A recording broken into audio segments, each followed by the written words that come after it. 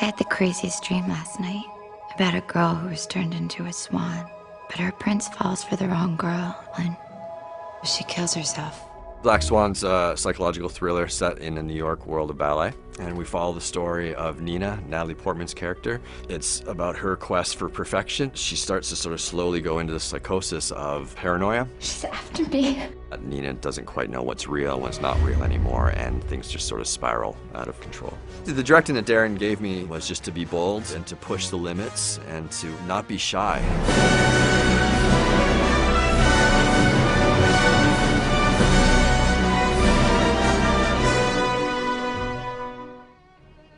My history with Darren was basically started on Requiem for a Dream.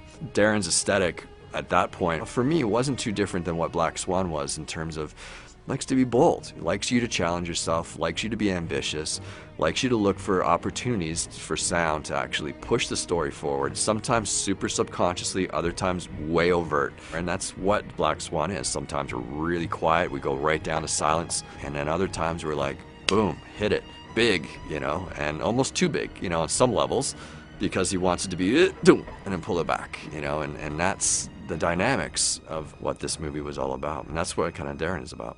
The movie starts off in the real world. We were very conscious of trying to make this a regular day type movie that was just a little bit left of center. One of the first scenes, we see Nina has a little rash on her back. Yeah, it's, you know, in a regular movie, wouldn't think anything of it. She has a rash on her back and the movie carries on and nothing happens. In this movie, that rash is actually the beginning of her, you know, metamorphosis or whatever you want to call it. And she also starts seeing her double, or what we would refer to as the double. There comes the double walks by her, the double's in her mirror. So we had to come up with some sort of idea to tie that double in and signify and let the audience know something is up with this other Nina that you're seeing.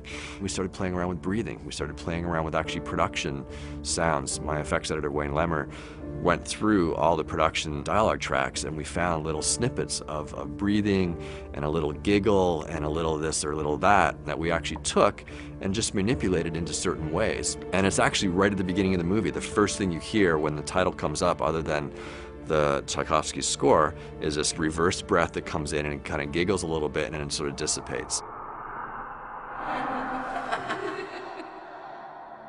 So subtle you wouldn't even notice it, but the idea is it's setting up something down the line.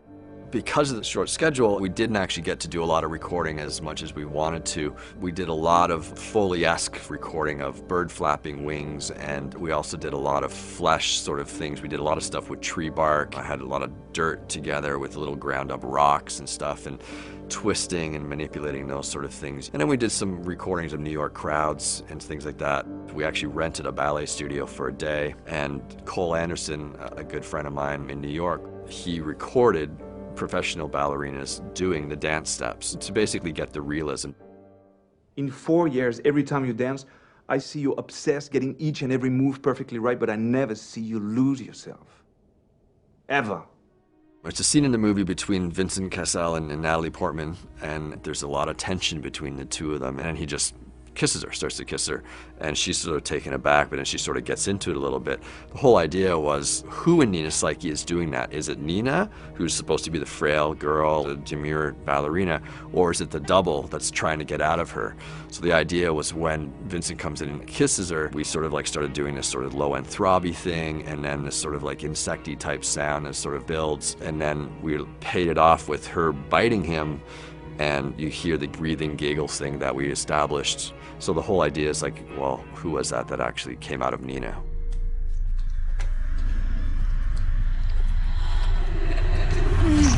Ah! You bit me? I can't believe you bit me. I'm sorry. Darren's a big fan of panning anything, panning sound effects, panning dialogue, panning music. The camera is basically right on Natalie all the time in the dance sequences, and she's flowing around and she goes to the left and she goes to the right, and the camera's right there along with her. So the ideas during the final mix came up, how do we do that with the sound? Dominic Tavella spent a lot of time panning the music, essentially taking the whole orchestra and everybody goes to the left and then everybody goes to the right. We were able to do it so much with this movie that it actually allowed everything to sort of live in the surround world. It wasn't just one or two things where you felt something go to the left or the right or to the back or what have you. We did it all the time.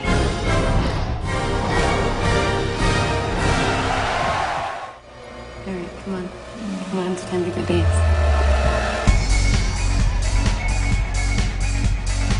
The club scene is basically the one night that she gets to go out and she's sort of like loosening up a little bit at the request of Mila Kunis's character Lily. The cool thing about the whole scene was the Chemical Brothers actually did that piece that actually has elements of Swan Lake in it. And then all these kind of crazy visuals started coming in where you actually see shots of a raven, shots of the black swans, shots of her mom, and all this kind of stuff. So we were like, how do you incorporate some interesting sounds and sound designs with a slam and club track?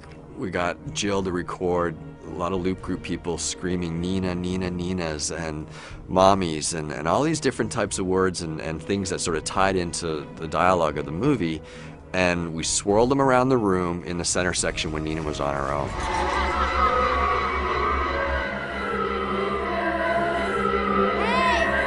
And then as Lily comes up, music jams back in, and we're off and running.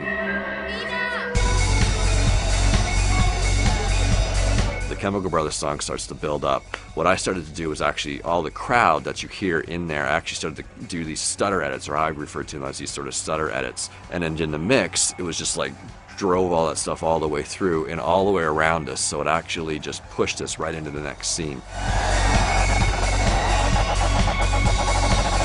It just was one of those synergistic things where as soon as I heard that Chemical Brothers song, and you know, the images of these sort of morphing and stuff, I was like, awesome, I know what we can do, totally.